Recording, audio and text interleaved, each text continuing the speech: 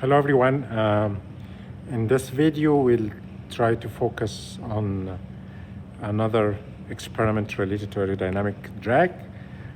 We have another method to measure drag using pressure distribution over the surface by integrating the pressure distribution, and actually to be more clear, we also need to integrate the shear stress, but it's a more difficult. At the same time, it has less contribution into the drag force. So for that reason, we'll focus right now on measuring pressure distribution over the surface.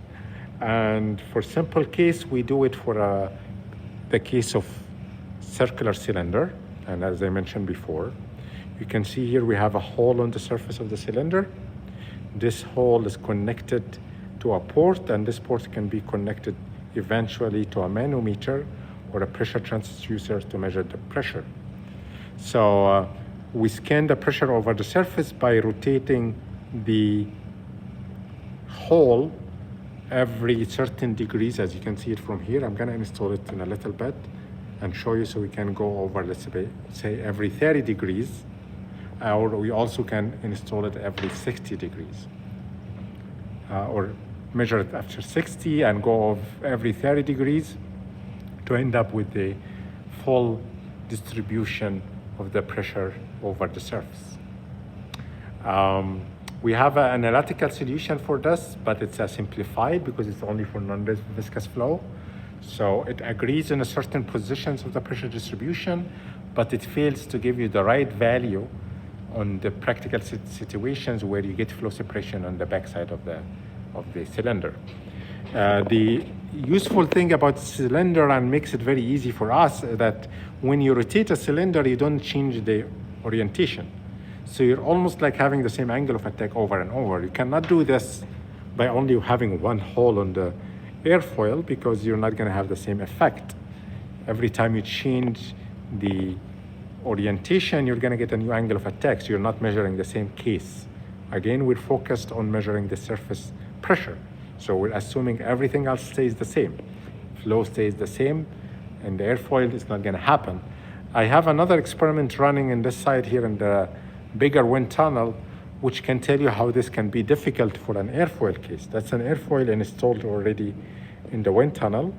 It's put in a vertical direction, so the flow comes actually from the left to the right, and we're looking now almost on the top view of the airfoil. You see all these holes? You have similar set of holes on the back side, which is the bottom of the airfoil.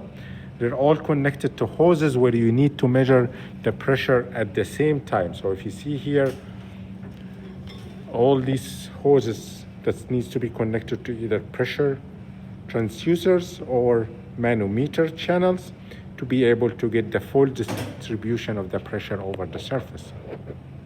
And in that case, it needs to be done simultaneously. You cannot have one hole to give you all the pressure over the surface. So we go back to our setup. As you can see, I'm almost done with taking the cover in that case. Just want to make sure that we don't drop it. And loosen this on the back side a little bit, and just take the airfoil out and replace this by the cylinder. And we do the same thing for the flat plate in the other experiment. You want to make sure not to have too strong of traction between the wall and the cylinder, because it will create extra friction. That is not drag, and we're trying to measure only drag here. So if I put this back and just install those screws, I'm operating with one hand, so it just takes a little longer.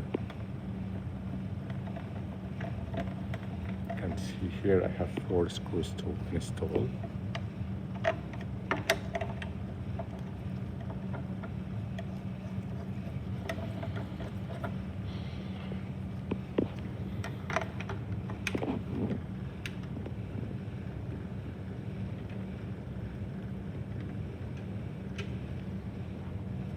And last one.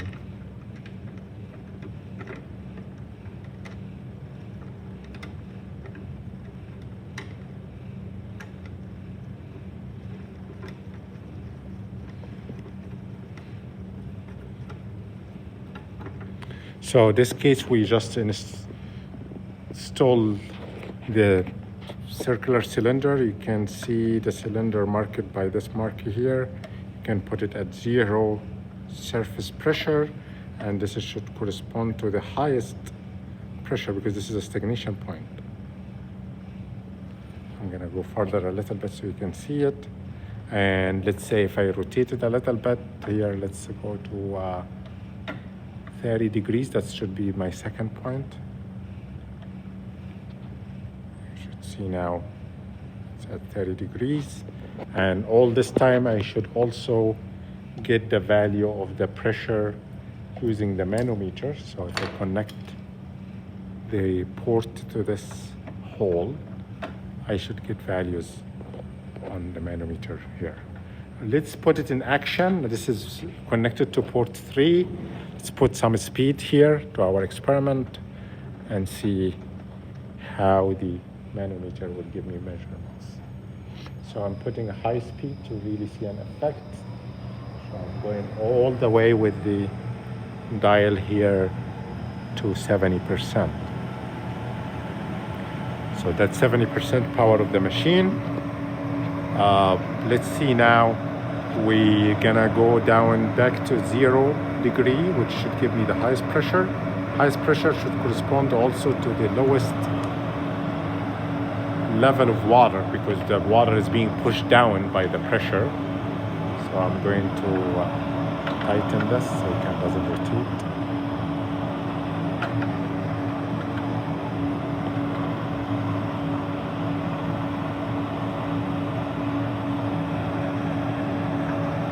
This is close to the 0 angle, and you can see that should give me the maximum, which is the lowest level.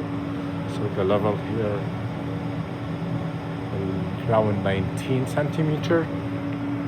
As I rotate this to the smallest pressure, it happens at 90 degrees based on the theoretical values. So I'm going to use them a little bit and rotate to roughly 90 degrees. As you can see now, it's just the weight on the back, so it's 90 degrees angle.